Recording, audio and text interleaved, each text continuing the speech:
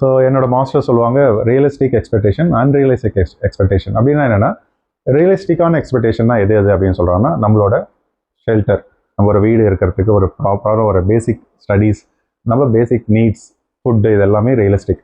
Unrealistic expectation என்னன்னு சொல்லுவாங்க, ரொம்ப அமேசிங்கான டெக்னிக், லார்ட் புத்தா சொல்கிற டெக்னிக்காக சொல்லுவாங்க.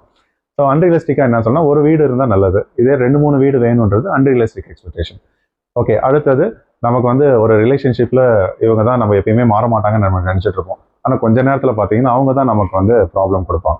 ஸோ ஒரு நிறைய நினச்சோம், ஒரு பாசிட்டிவான விஷயம் மாறாதுன்னு நினச்சிக்கிறது அன்ரியலிஸ்டிக். எப்பயுமே பீப்புள்ன்றவங்க மாறிக்கிட்டே இருப்பாங்க. ஒரு ஃப்ரெண்ட்ஸ்ன்னு எடுத்துக்கிட்டால் ஒரு ஏஜ் வரைக்கும் ஒரு ஃப்ரெண்ட்ஸ் வருவாங்க, அடுத்தது ஆஃப்டர் மேரேஜ் பார்த்தா அவங்ககிட்ட இந்த டிஸ்டன்ஸ் வரும். இது வந்து அன்ரியலிஸ்டிக் எக்ஸ்பெக்டேஷன். ஆனால் நம்ம என்ன நினைப்போம், ஒரு உறவுகள்ன்றது எப்பயுமே கண்டினியூஸாக வந்துகிட்டே இருக்கும்ன்றது அன்ரியலிஸ்டிக் எக்ஸ்பெக்டேஷன்.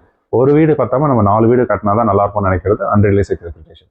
ஸோ அது ரெண்டுத்தையும் பிரித்து பண்ணணும். ஸோ ரியலிஸ்டிக்கான எக்ஸ்பெக்டேஷன் என்ன அப்படின்னா, நம்மளோட பேசிக் நீட் எல்லாமே மாறாதது, எதுவுமே மாற்றம் ஒன்று தான் மாறாதுன்னு சொல்லுவாங்க சிம்பிளாக.